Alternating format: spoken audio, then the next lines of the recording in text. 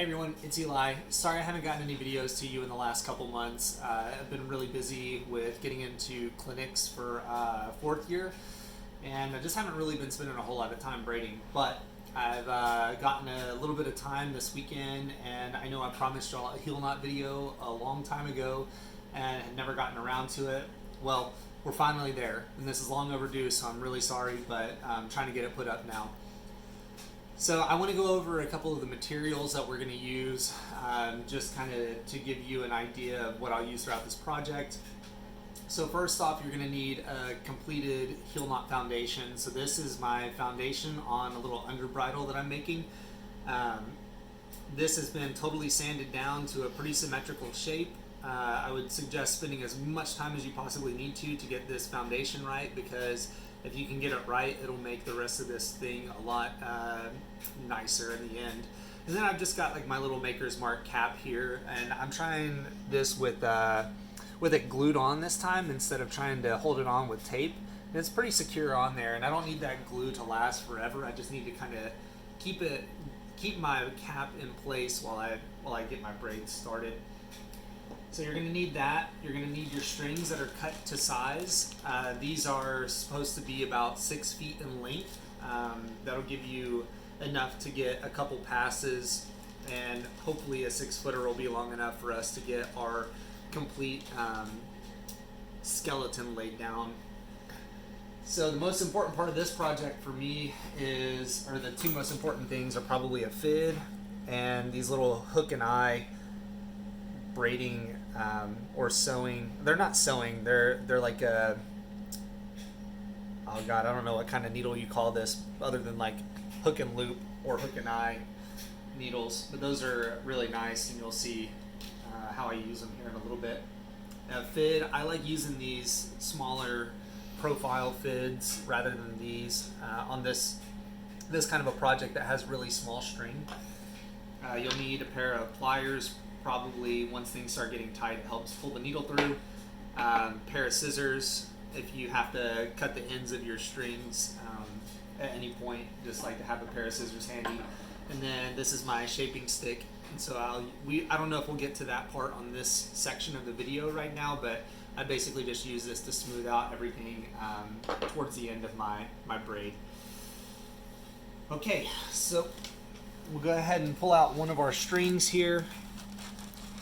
And the thing I want to say about these strings is they're fairly wet. And I do that specifically with these heel knot strings because I don't want a lot of memory in them. I want them to be pretty compliant so I can move around my bites whenever the time comes. So like on this one, this might be a little bit hard to see right now, but it kind of flares out at the end here.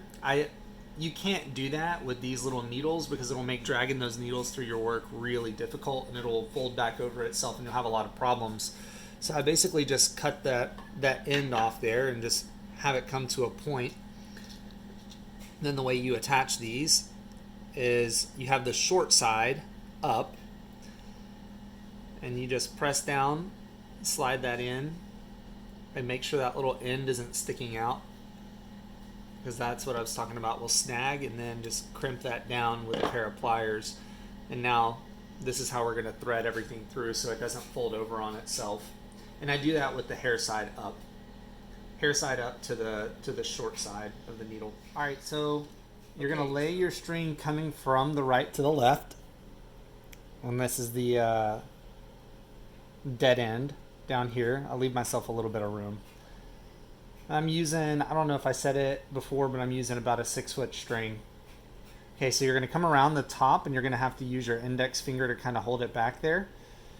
Then you're going to come around over the top of the first string that you laid down.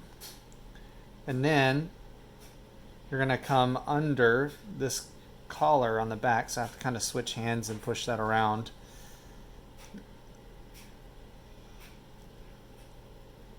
So make sure your cross is kind of in the middle of your heel knot foundation, because you're going to have to go over that here in a second.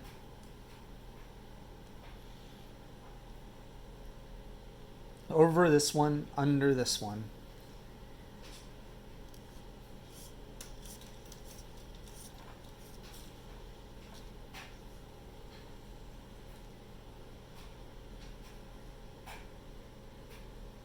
Then you're going to come around the top, and you're going to go back down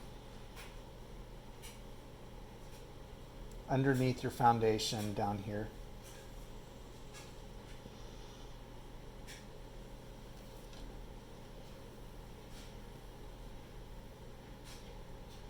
Okay. Now once you've come under this foundation, you're going to follow this string on the left here as you're going up.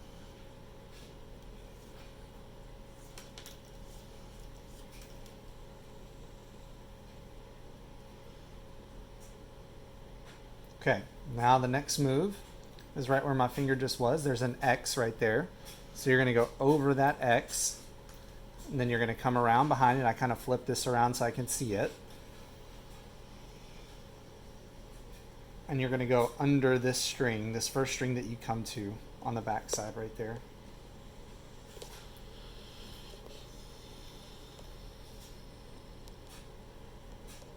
Okay.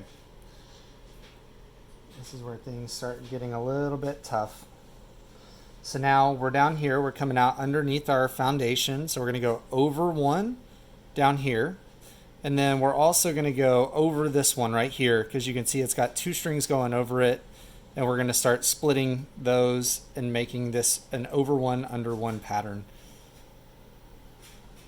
So this goes over two. And then you can see this one up here has two going over it. So we're going to go under that one. So I'm going to have to kind of fish it out. So bear with me here.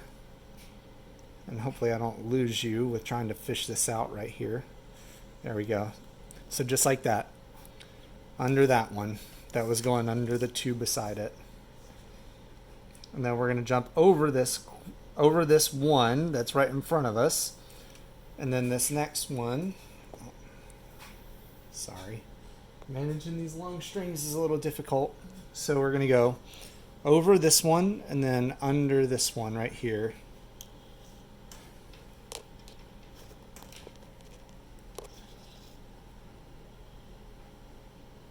And it's coming down right on the opposite side here. My string's a little twisted, so just stop, take some time to get that twist out of there. There we go.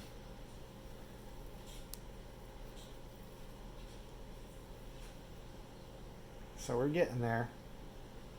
And this is it's really difficult to learn how to do, like how to cast this heel or this knot on here, but we just went under that one at the top.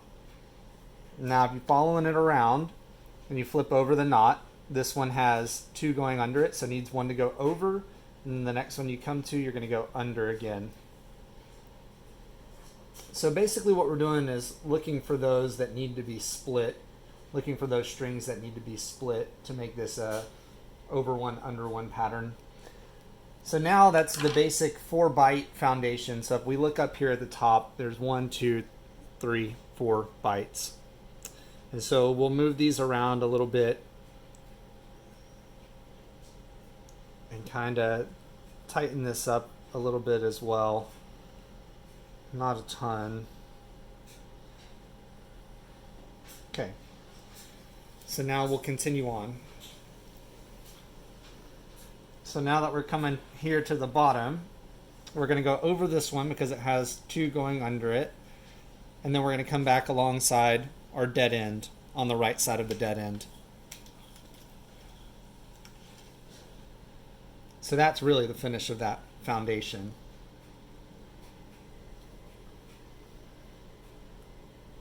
We're going to keep rocking and rolling here. Okay. So now we're just going to follow this one on the left as it goes over one. And then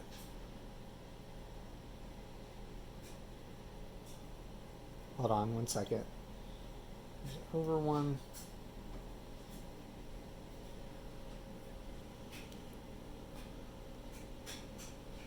So it goes. All right, I had to move these bites around. It wasn't making sense to me, and now I know why. So over one, under one here.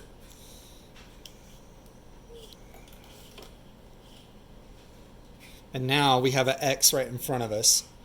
So now we're going to jump over this X, and then we're going to go under this string right here. And now what that makes us do is it makes us follow this string down on the right of us. So going on the way up, you follow the string that's on your left, and on the way down, you follow the string that's on your right. So it just jumped over. And now I can finally kind of let my hand up a little bit and not have to worry about holding down all this stuff because it's kind of cast on there now. So now we're going to follow the string on the right of us. So it goes over. So we're going to go over and then under. Basically what we're doing is kind of making pairs here. Okay, now that we just did that, we're going to go over this one at the bottom, and I'll kind of have to move this stuff around so you can see what exactly I'm talking about. So we're going to go over this one right here, and over this one, because this one now you can see it's got two going under it. So we're basically just going to come like so. And then you see this one right ahead of us has two going over it, so we need to go underneath that one. And this is going to kind of be a bugger to get out of here, but this is the, I guess, the artsy part of braiding, is being able to use your hands in ways that you didn't know you could use your hands. Okay, now we're trying to split these pairs that we made. So we came underneath that foundation, went under that one, so now we need to go over this one, and I gotta find exactly where. I think this is it right here. Yep, so that one wanted to hide on me, so I need to go over this one and then under this one that's got two going over it already.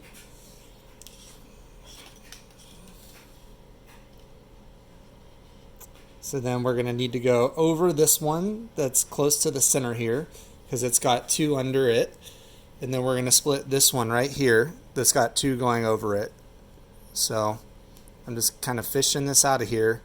This is kind of a pain, but there we go. And then we got to go over this one that's got two going under it. So basically you're just going through here and finding which ones have two over or under them and doing whatever it's going to take to split that. Okay, so now we're going to go over on the way down,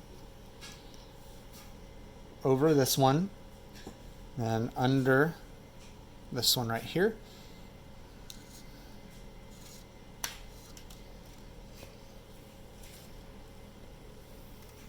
Now we're going to go over.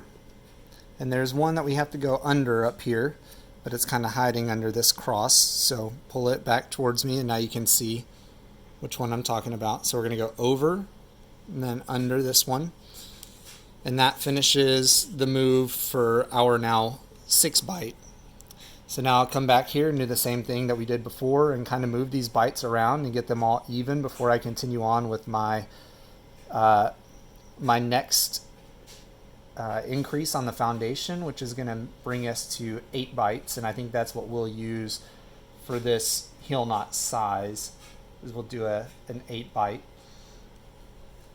So I'm basically just moving these strings around and getting all these boxes about the same shape and size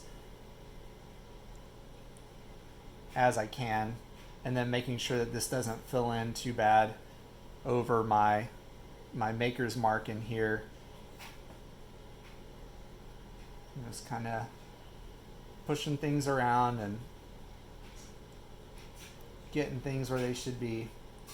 Okay, so that's about right. And you can tell that this is about right because it looks like what you would imagine a hexagon to look. So you got 2 parallel here, 2 parallel here, and then 2 parallel there. And so that's kind of what you do. So like if we have 8, you're just going to make like a perfect octagon. So you'll have 4 pairs of parallel lines.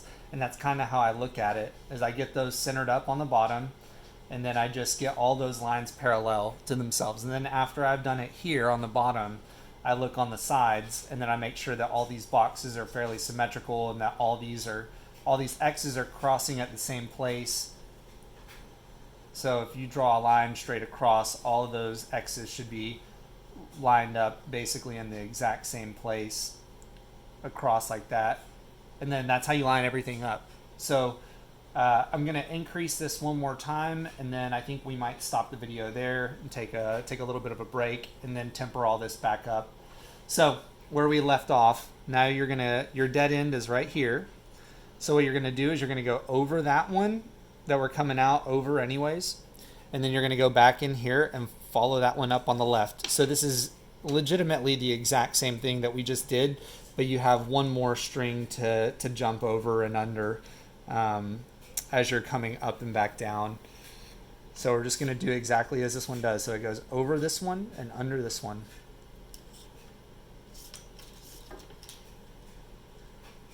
And granted, it's okay if they sit right beside each other for now. We'll just move those around. So now over this one and under this one. And now once we're back at the top, this is where we start thinking about going over this cross. So this first cross that I come into is right here. So we're going to go over that cross and go in on that next string back.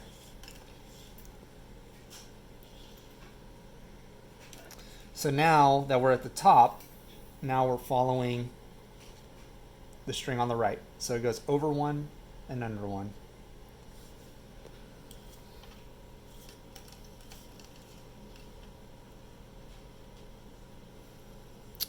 And once again, over one and under one. And so now that we're coming out the bottom, just like we did last time, you're going to go over two now. Because now we've got this one, but then we're also going to go over this one. And now this is a good point to mention that, so our strings have gotten really closed up. So what I'll go through here and do is just kind of split these apart from each other a little bit. And I'll have to move all this back, but I split those pairs that we just made apart from each other so that I know exactly where I'm going. And this one in the beginning always wants to close up on you because this dead end is really mobile. So I'll just tuck that between there because it exposes both of those that I need for now. So now we're going to go over two like I mentioned before. So we're going over this one that we're already coming out over the top of, and then over this one and under this one. And you can see that one's got two going over it, so we got to go under it. And it's really important to start recognizing these patterns early on, because this is how every sort of braid is done. You create a pattern and then you split that pattern kind of. So over this one, and under this one.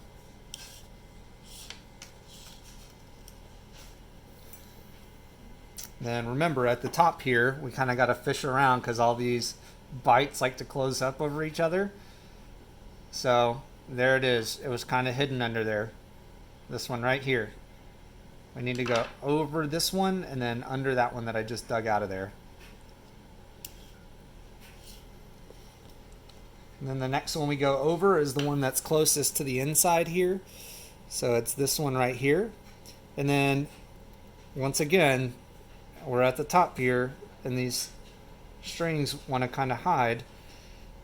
So this one that wants to hide is right under here. It's kind of being tough. I'm trying not to scratch the heck out of that brass cap because it scratches really easily.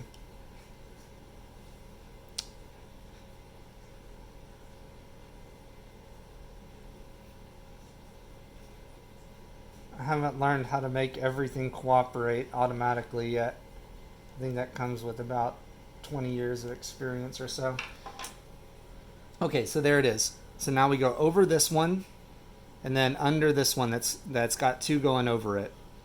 And this is the hardest part of this button for me because these bites are so close to each other that your string wants to roll on you and flip upside down just like it did. So you kind of got to find a way to sort of finagle it around to where it'll lay flat right there. And then once you get it to lay flat, everything is really close on this one side that we created. So all your bites are going to be really close over here and really elongated. So you're just going to have to go through later and move everything around. But now we're going to go over this one and under this one. And remember, just you're going with that pattern. One that has two over it, then you're going to go under it, and basically vice versa. So now over this one and under this one. And if you see me kind of moving things out of the way, I'm still going under those strings, but I'm just trying to get it to where I don't have to pick up my fid and use it. Okay, now we've got one last one that we're coming over and under. So this one, once again, you got to kind of fish it out of here. You can see we're going over this one and then under this one, if I can pull it out of here. There it is. Over this one, under that one.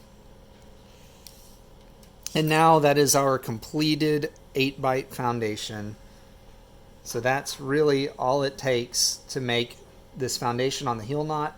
Then the next thing we need to cover is essentially going through and moving these bites around and then the interweaves. So we'll cut this off right now. The only thing I'm going to do is just go through here, even out all these bites, even out all my boxes, tighten up some of this slack. Like there's a little bit of slack in here. And then the next part of the video that we come to will be how to interweave a heel knot. Okay, so we're back, and what I'm doing now is I'm just looking at the top here. And so I'm trying to make these parallel lines. So like this one coming right here is parallel to this one. So what I'll do is I'll kind of look at them and then I'll just push that bite around a little bit or pull it this direction to kind of make it more parallel to the other. And then I just move around. Those look pretty parallel to me. This one and this one look fairly good, but I think that needed to be scooched up right there. So then I just keep going around and they all look fairly good to me. Now I flip it over and I'm going to do the same thing, and this is going to be really hard to catch on the camera, but I basically just search for these and make sure that we've got fairly evenly spaced bites up here around the top, which it looks like we already do. Now the next thing I do when lining all this up is I start looking at my X's. So my X's should line up from here, here, and the one above it. They should, and this one down here, should all be straight. So this one's not straight, so I'm just going to kind of move it around to where it gets more in alignment with this. And so now these are fairly straight. So now what I do is I just come here, and I'm also looking, and I think I might have mentioned this earlier. So these X's should be in the same spot all the way around the heel knot as well. So this X should line up with this one, should be on the same plane as that one, for instance.